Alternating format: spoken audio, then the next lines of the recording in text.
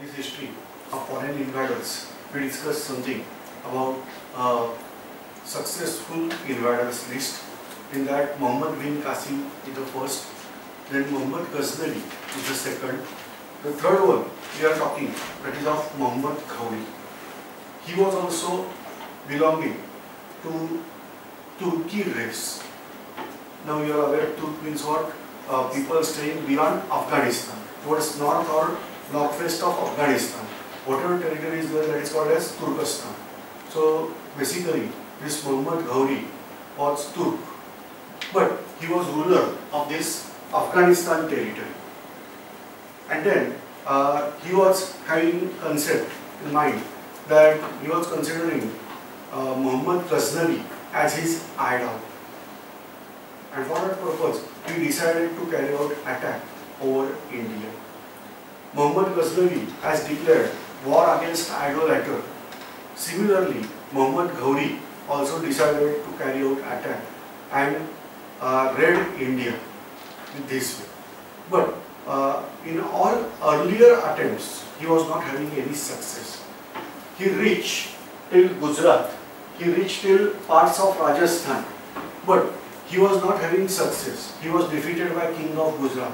He was defeated by Rajput kings, particularly Prithviraj Chauhan. He was ruler of the central place in India in those days, that is called as Delhi. Actually, Dhillika is the name of that place, and he was owning that Dhillika. And now, Mohammad Ghori decided to fight with Gujarat again, because he was having news that King of Gujarat is died and his wife having a son just 5 years old. She is actually ruling. She was from Kadamba dynasty of Goa and she was ruling over Gujarat. Mohammad Ghori attacked over Gujarat. He called Prithviraj Chauhan to carry out attack over Gujarat along with Mohammad Ghori. Here, Prithviraj Chauhan wisely refused to help Mohammad Ghori. And then Mohammad Ghori was defeated by Queen of Gujarat in the battle. Mohammad Ghori went back. He analyzed and ultimately concluded that because Mohammad Ghori didn't, Prithviraj Chauhan didn't help him, that is the reason of defeat of Mohammad Ghori. And then Mohammad Ghori carried out attack over Prithviraj Chauhan again. This battle is fought near a place near Delhi. But you can check out here, suppose Delhi is there. Delhi is in the plain area. A person will go here somewhere because this is the direction of invader. The place is near Kurukshetra in Haryana state today. So there, a place is there that is called as Tarayan. This is called as Battle of Tarayan, where Prithviraj Chauhan was having success in this battle. Mohammad Ghori was defeated as well as arrested by Prithviraj Chauhan. But Prithviraj Chauhan decided to release him without any condition. Unconditionally, Mohammad Ghori was sent back to Afghanistan. Over a period of 2 years then, Mohammad Ghori prepared again for battle. And ultimately, with well-trained army, he marched again towards Delhi. Again there is the same place, that is called as Tarayan, where Battle of Tarayan was fought. Whereas Prithviraj Chauhan again proved victorious in the battle. But this time, Mohammad Ghori was not arrested.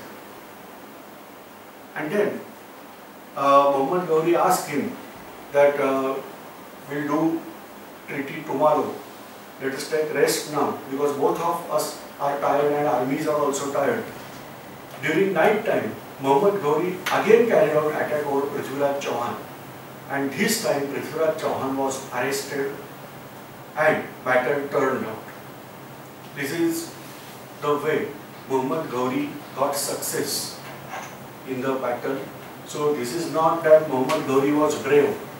This is the condition that Prithviraj Chauhan trusted him again and again, and that's why after getting victory again and again, Prithviraj Chauhan lost that battle.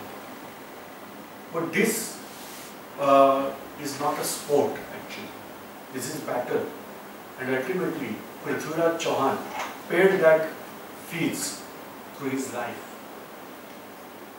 Not only his, but he lost out Delhi in hands of Muhammad Ghori. A Johar was carried out, and many Rajput women carried out sacrifice in the fire, and ultimately Muhammad Ghori was there at Delhi. He conquered Delhi. He was having slaves. Say, at that time slavery was prominent, and a good person was purchased as a slave for higher rates also. Muhammad Ghori was having various slaves. Out of that, I am discussing here some prominent slave. The first one, I must take name, that is Kutubuddin Aibak. The second one, that is having name Iltutmish.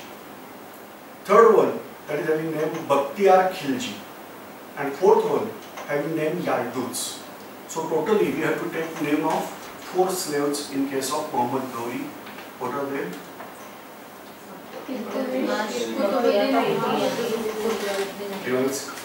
Kutubuddin Aibak, Iltutmish, Bakhtiyar Khilji, Yarduz. Okay. Now, after victory over Delhi, say, I am showing here that they arrived here. So this territory was there in hand. Now they got Delhi also. But then onwards, he set out his army towards eastern parts of India. So he didn't wait at Delhi. He started spreading towards rest of India. Particularly under leadership of Bakhtiyar Khilji, this army was sent from Delhi to eastern parts of India. Bakhtiyar Khilji annexed out this all region. He conquered an entire Uttar Pradesh, then Bihar, and then parts of Bengal, and ultimately he reached till Assam, where in Assam there were tribal people named as Ahom. These people defeated Bakhtiyar Khilji in battle, and therefore till Assam, entire territory from Delhi to Assam was annexed by Bakhtiyar Khilji.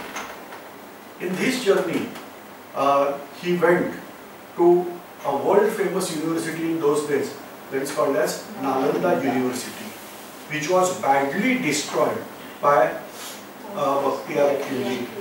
He burnt out that university, simply set out into fire, and fire was continued nearly for 10 days. So Bakhtiyar Khilji destroyed the world famous university of Nalanda. Whatever the Buddhist literature was there at Nalanda, some of the books were secretly taken from Nalanda University and sent to Tibet via Nepal.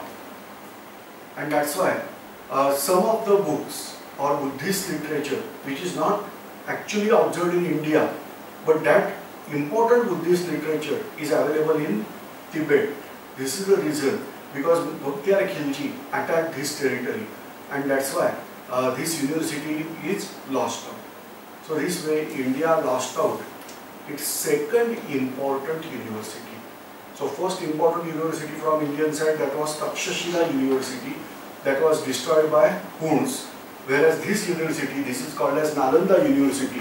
Nalanda was also ancient university, but flourished particularly after end of Takshashila. Until Bakhtiyar Khilji, this university was in flourished condition, but we lost out that university also.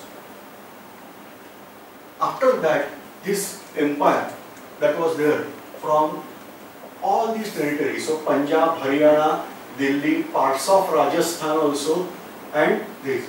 So this is particularly what we are calling Islamic State formed in India in earlier days. So this was the achievement of Muhammad Ghori, and Muhammad Ghori forms his empire. Muhammad Ghori appointed Qutbuddin Aibak as its say owner or ruler, or simply we can consider as viceroy. That means Bakhtiyar Khilji is the emperor. On behalf of emperor, Muhammad Ghori is emperor, and on behalf of emperor, Qutbuddin Aibak will look after the empire. So Qutbuddin Aibak was appointed here like viceroy. Qutbuddin Aibak was slave of Bakhtiyar Khilji, slave of Muhammad Ghori, and therefore the dynasty set out, it's called as slave dynasty. So this is basic reason that why this dynasty is called as slave dynasty. This is called as Turk rule over India. Why not Islamic rule, and why Turk rule over India? Because these people also started converting local people. But the converted Muslims were not having opportunity in the administration.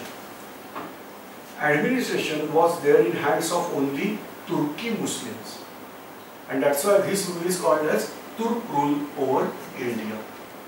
They were having considerably good administrative system. Qutbuddin Aibak was ruler.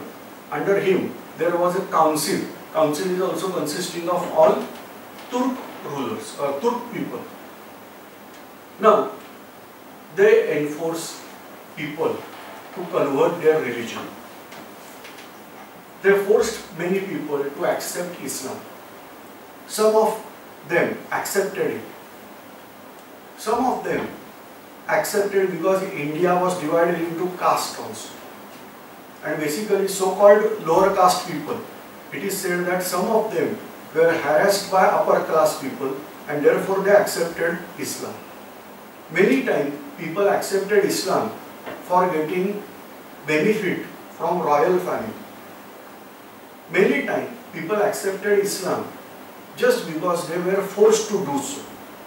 But even after that, there was a problem that after accepting Islam, how to communicate with the ruler or soldiers. Say, local people. Basically, this empire was there from Punjab to Bengal, where local language in those days was Hindi. Whereas, these rulers were speaking out language that was number one, Turki, number two, they were considering Persian as their standard language, and obviously Arabic.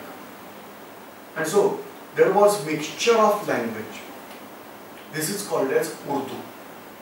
Urdu is basically mixture of language where we have number one, Arabic language, Persian language and Turki language. The words in these languages, whereas verbs, we are using verbs of Hindi language.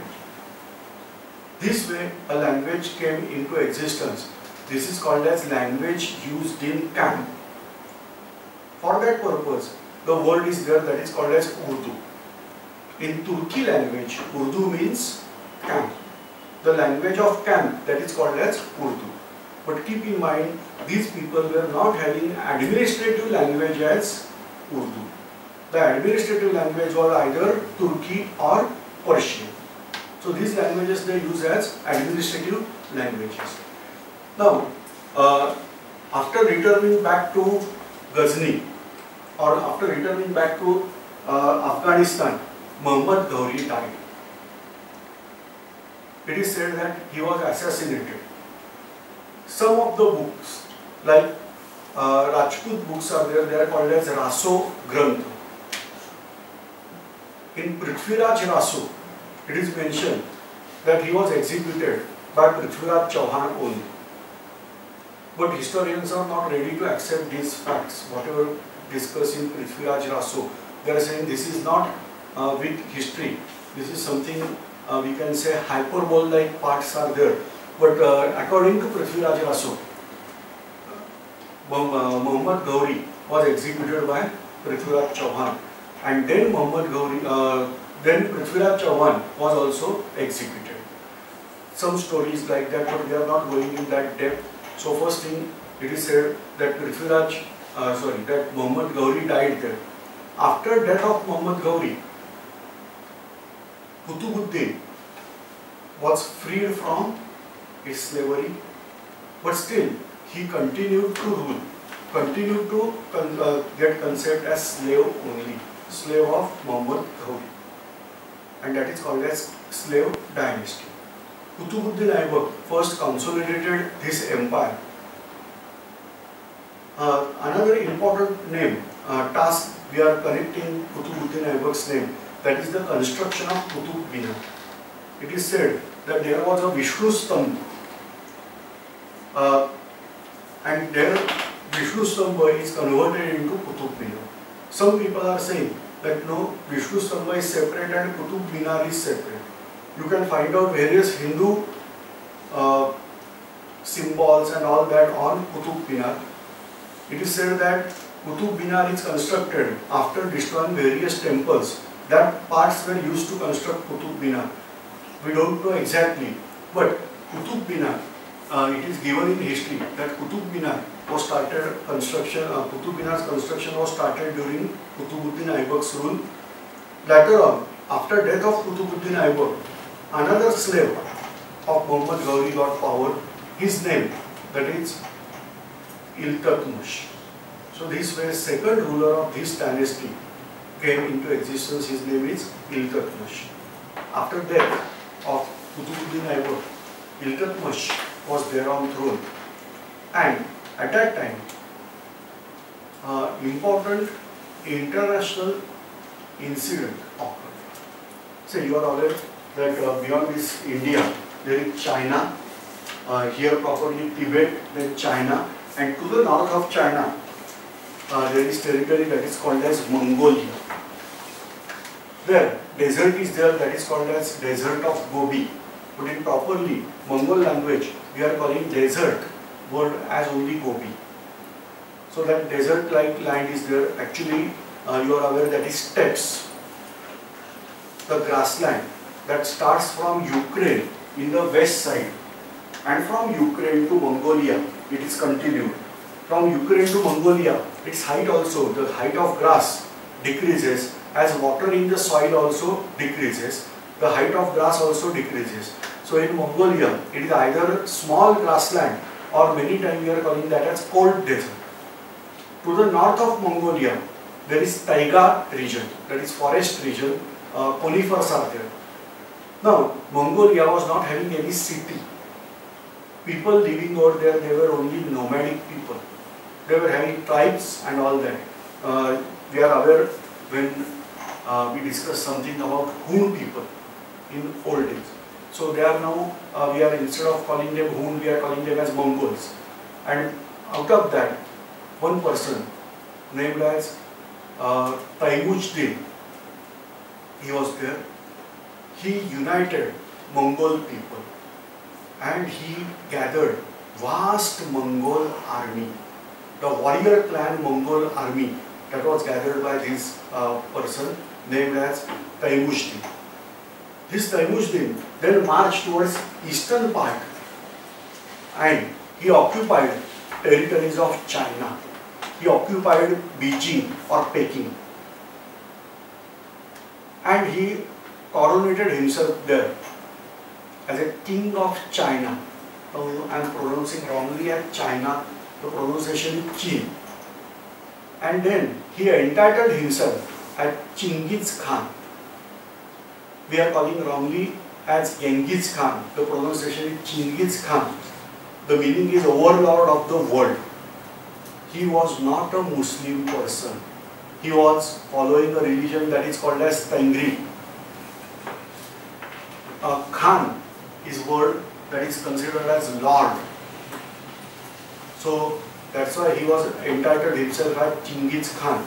And then Chinggis Khan arrived in nearby territories of Persia. After Persia, he went into Arabian Peninsula also. Then he went in Moscow and built out vast empire. This is Mongol Empire under leadership of Chinggis Khan.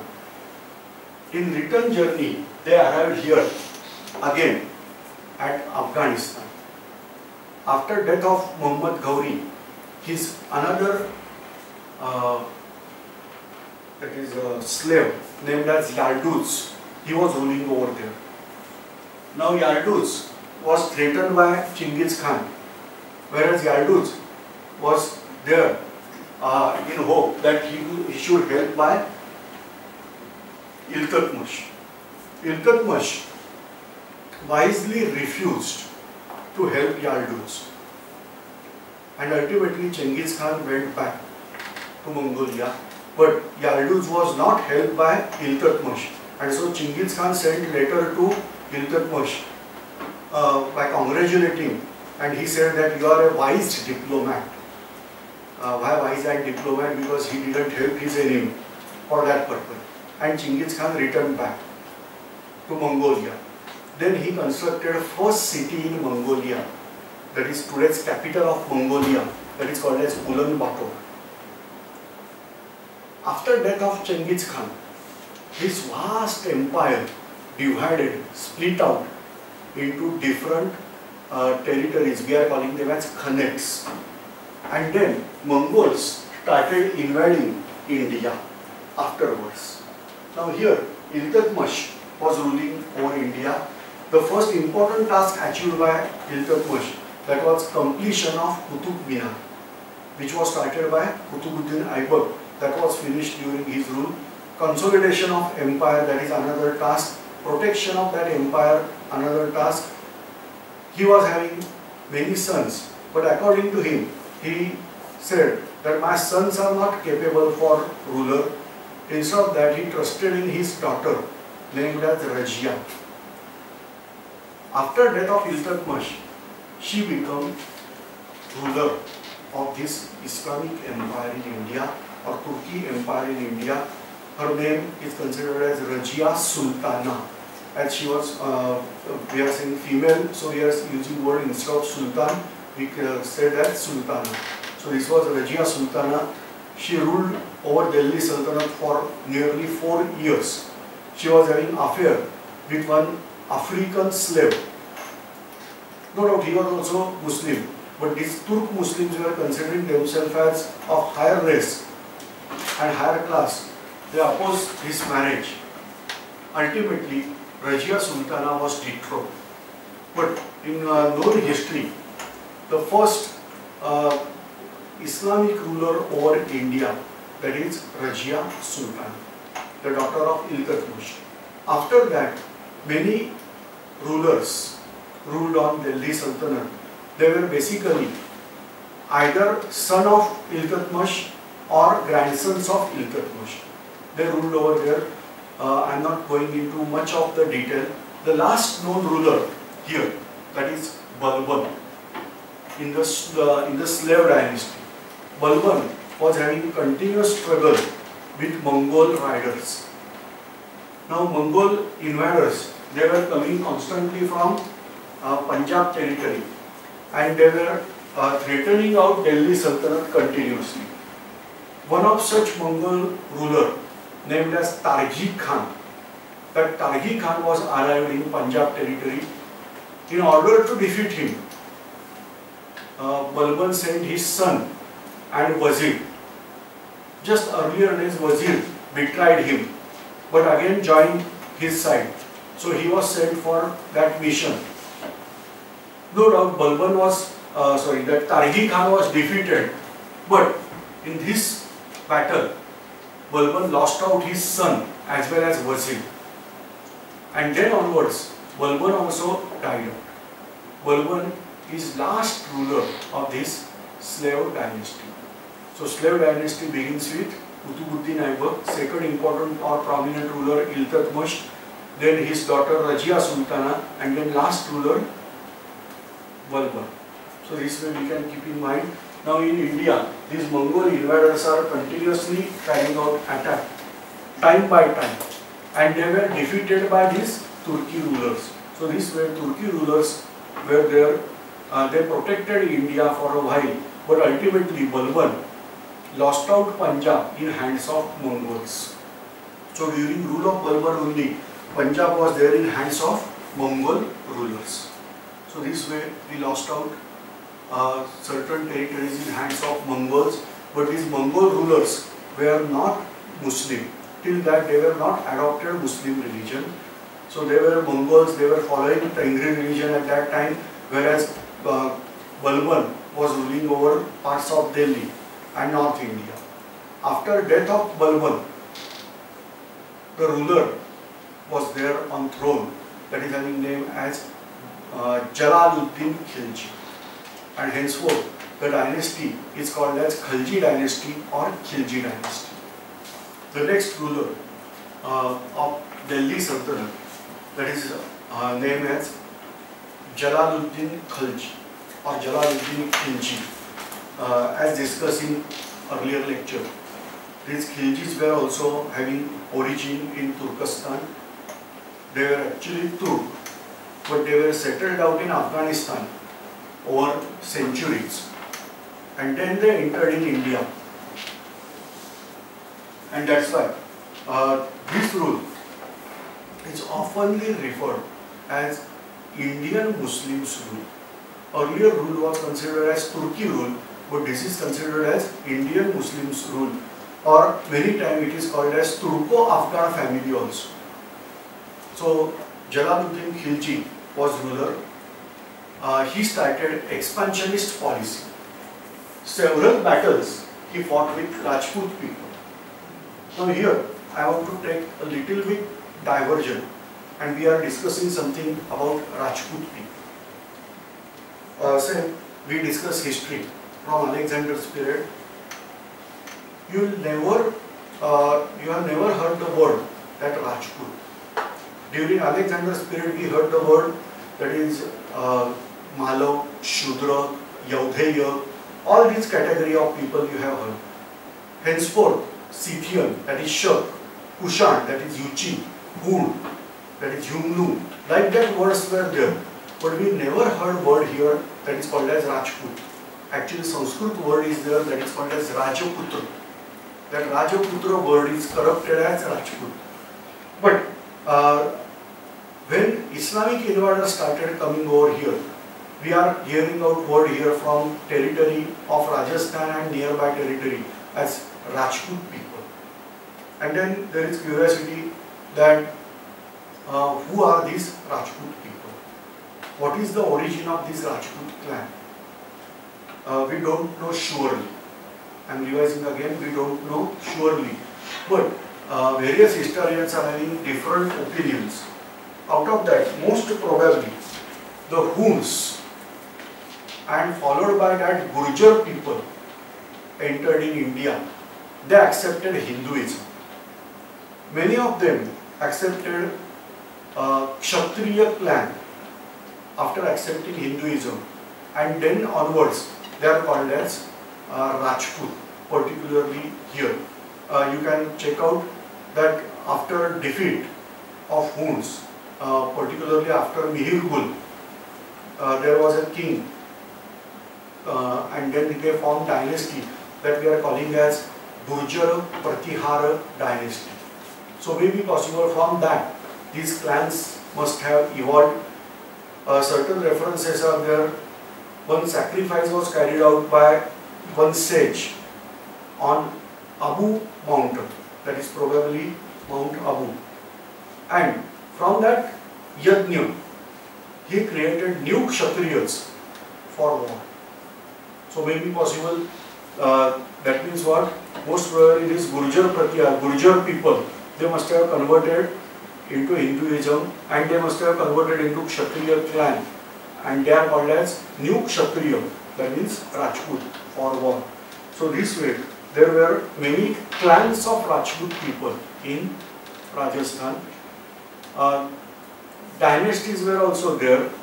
For example, Chahaman dynasty, a name of dynasty that is called as Chahaman dynasty. Another dynasty is named as Parmars. So Parmar, Gehlot, Chahaman, so like that various names of dynasties were there. Later on this Chahaman dynasty most probably we are saying corrupted as Chauhan, and that is the origin we can say about Prithviraj Chauhan's origin we can say. So this way these Rajputs were there. Now Rajputs, after accepting this Hinduism and all that, they followed Hinduism strictly. They attached themselves to Indian stories, or maybe possible Rajputs are attached, or if they belong to original India only, then they are attached. Say for example, basically these Rajput clans are divided into two categories. They are called as Surya Vanshi and Chandra Vanshi. That is race of sun and race of moon, like that something is there. Many people have believed that they have originated from Lord Ram. Lord Ram was having two sons. One is called as Love and another is called as Kush. So they have direct descendant of this Kush. And therefore, one clan is there in Rajput, they are called as Kushwaha. Later on corrupted as Kachwaha. That means having origin towards Lord Ram, Kushwaha. That is corrupted as Kachwaha. So like that. Many Rajputs were having either connection, they are connecting with Lord Ram. They are claiming themselves as Ikshwaku. Ikshwaku means originated in Lord Ram's family. So like that. So these Rajputs were there to fight with these rulers. Now Khalji or Khilji versus Rajput battle started. Here there was a fort that is called as Fort of Ranthambore. So this Ranthambore fort was here somewhere, and Rana means actually king, that is having name as Rana Hamir. So Jalaluddin Khilji started battle with Rana Hamir. This battle was bravely fought by Rana Hamir, and Ranthambore was protected by Rana Hamir. Ultimately, many soldiers from Khalji dynasty or from Khalji side were executed in the battle, and then Jalaluddin decided to take back. Why? Because he was tender, he was kind towards his own person, his own people, and as many of them lost their lives, Jalaluddin Khilji decided to take back. Meanwhile, Jalaluddin also penetrated into parts of Madhya Pradesh and they conquered of various territories there. So this way, in this particular period, Jalaluddin Khilji started expansionist policy. Now, I am keeping Jalaluddin Khilji or Delhi Sultanate at that point only, and I am switching over to South India again. As we were aware that in South India there was a big empire actually, that is Chalukya Empire. But they were having original threat from their inside only, and that was Rashtrakoot dynasty formed out. Rashtrakoot dynasty emerged out, but within 200 years, Rashtrakoot dynasty lost out. And then charges were taken again by Chalukya kings. So these Chalukyas are called as latter Chalukya. So earlier Chalukyas were there before Rashtrakoot, and after Rashtrakoot, Chalukyas got power again. They are called as latter Chalukyas. Then onwards, South Indian kingdom, prominent South Indian kingdom, that was Hoysala. Hoysalas were ruling from Andhra Pradesh side, and they were having influence over Maharashtra also. At that time, there was a ruler, actually say you are having a relationship that there is a king and emperor. In Maharashtra, various kings were there. Say for example, from Kolhapur, there was a kingdom named as king named as Bhoj. From Kolhapur, there is famous fort named as Panhala.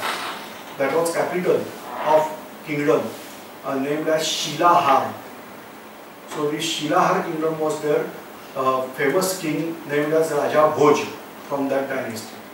So they were feudals of this, all whatever we are talking, Chalukya, Rashtrakoot, all that.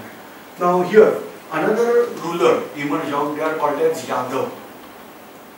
Basically, in Nashik district of Maharashtra, there is a place that is called as Chandwad.